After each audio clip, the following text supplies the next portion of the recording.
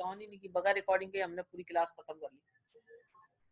अच्छा जी, re examination, अगर cross examination के दरमियान कुछ ऐसे सवालात उठाए जाते हैं डिफेंस साइड से जिनकी क्लैरिफिकेशन एग्जामिनेशन इन चीफ में मौजूद नहीं है, तो विटनेस को रिकॉल करके री एग्जामिन भी किया जा सकता है।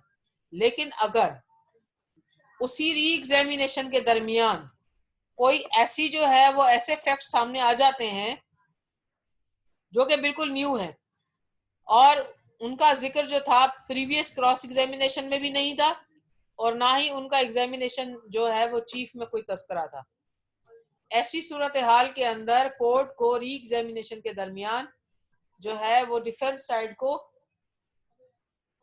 दोबारा क्रॉस करने के लिए परमिशन देनी है, यानी वो उसको रिक्रॉस कर सकते हैं। लेकिन एक्चुअली जो प्रोसीजर अडॉप्ट होता है कोर्ट में, उसमें सबसे पहले तो होता ही यही है कि party once examination in chief conduct कर लेती है तो फिर क्रॉस एग्जामिनेशन के बाद अमूमन कोर्ट उसको रिकॉल नहीं करती जब तक के वो जो प्रोसिक्यूशन है एप्लीकेशन ना दे और कोर्ट से परमिशन ना ले, और उसके लिए उनको बताना पड़ता है कि हम क्यों दोबारा बुलाना चाहते हैं।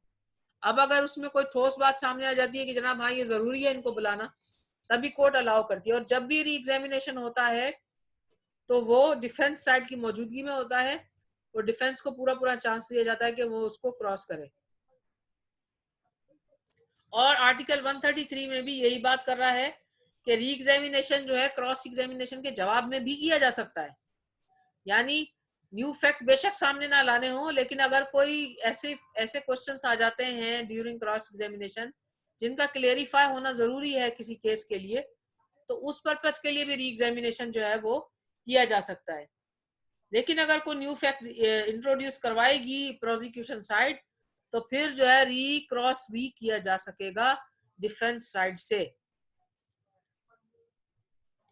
ठीक है, अब इसकी ऑर्डर क्या होगा, ऑर्डर ऑफ जो है एग्जामिनेशन क्या होगा कि सबसे पहले प्रोसिक्यूशन साइड की विटनेसेस आएंगे अगर वो क्रिमिनल केस है, और अगर सिविल केस है तो प्लेंटिफ साइड के विटनेसेस आएंगे।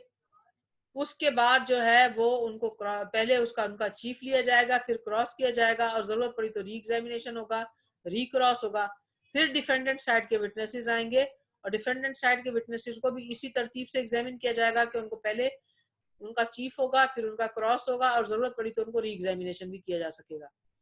ठीक है, जब कोई पार्टी अपने विटनेसेस कंप्लीटली जो है वो उनकी एविडेंस रिकॉर्ड करवा लेगी, तमाम विटनेसेस एग्जामिन हो जाएंगे, तो उनको स्टेटमेंट देनी होगी कि हमारे विटनेसेस कंप्लीट हो चुके हैं और वो अपनी साइड क्लोज कर लेगी। फिर दूसरी साइड, जैसे पहले प्रोसिक्यूशन अपने विटनेसेस लाएगी या अगर सिविल केस है तो प्लेंटिफ लाएगा, और फिर जब वो अपनी साइड क्लोज करेंगे तभी डिफेंडेंट साइड या फिर डिफेंस साइड अपने विटनेसेस ला सकेंगे। और जब कभी भी विटनेसेस कंप्लीट हो जाएंगे डिफेंस साइड के या डिफेंडेंट साइड के सिविल साइड पे, तो फिर उनको दोबारा अपनी स्टेटमेंट देनी होगी, उनको अपनी स्टेटमेंट देनी होगी अपनी साइड क्लोज करने की, तभी ये मैटर जो है फिर फाइनल आर्ग्यूमेंट्स पे जाने के बाद डिसाइड होगा। ठीक है, ऑर्डर ऑफ एग्जामिनेशन समझ में आ गया कि सबसे पहले क्या होगा, प्रोसिक्यूशन फिर डिफेंस, और जब भी कोई विटनेस आएगा उसको एग्जामिन करने का क्या तरीकाकार होगा, पहले चीफ फिर क्रॉस और फिर जरूरत पड़े तो री एग्जामिनेशन। ठीक है, यहां तक क्लियर हो गया सबको जहन में? यस मैम, बस वो हॉस्टाइल विटनेस वाली बात एक बार बताइएगा। अच्छा, हॉस्टाइल विटनेस का ये सिचुएशन होगी अगर कोई भी विटनेस, जी जी जी पूछे, कुछ कह रही थी आप? मैम बस वही पूछ रहे थे, वो जो हॉस्टाइल विटनेस वाली बात बताई ना कि उनसे एक्सेप्शन में लीडिंग क्वेश्चन पूछे जा सकते हैं, बस वो वाली बात बता। जो लीडिंग क्वेश्चन उससे किए जा सकते हैं ना, उसकी वजह ये होगी कि अगर मिसाल के तौर पर कोई भी विटनेस अपनी स्टेटमेंट से जो है वो बिट्रे कर जाता है, उसको मुकर जाता है और अपनी स्टेटमेंट को चेंज कर लेता है, तो फिर उसको लीडिंग क्वेश्चंस करके उससे पूछा जाएगा ना कि आपने ये स्टेटमेंट दी थी, आपने पहले ये बात कही थी और आपकी ये स्टेटमेंट रिकॉर्ड पर मौजूद है और अब आप अपनी ही बात से जो है मुकर रहे हैं। तो ये सारे फैक्ट्स बता के उससे यस और नो उससे जो है रिकॉर्ड पर लिया जाएगा। ठीक है, तो उसमें फिर जो है वो लीडिंग क्वेश्चंस की इजाजत होगी। अदरवाइज जब भी कभी एग्जामिनेशन चीफ होगा उसमें उसके अंदर जो है वो जरूरत इजाजत नहीं होगी लीडिंग क्वेश्चंस की, हाँ, क्रॉस एग्जामिनेशन के दरमियान लीडिंग क्वेश्चंस किए जा सकते हैं। ठीक है, समझ में आ गई ये वाली बात? यस मैम, समझ आ गया। अच्छा, ये चैट में किसी ने क्या लिखा हुआ ये देख लेते हैं, फिर उसके बाद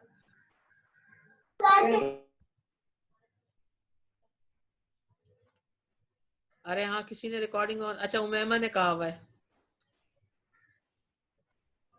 जुबैर क्या कह रहा है, व्हाट ओवरऑल?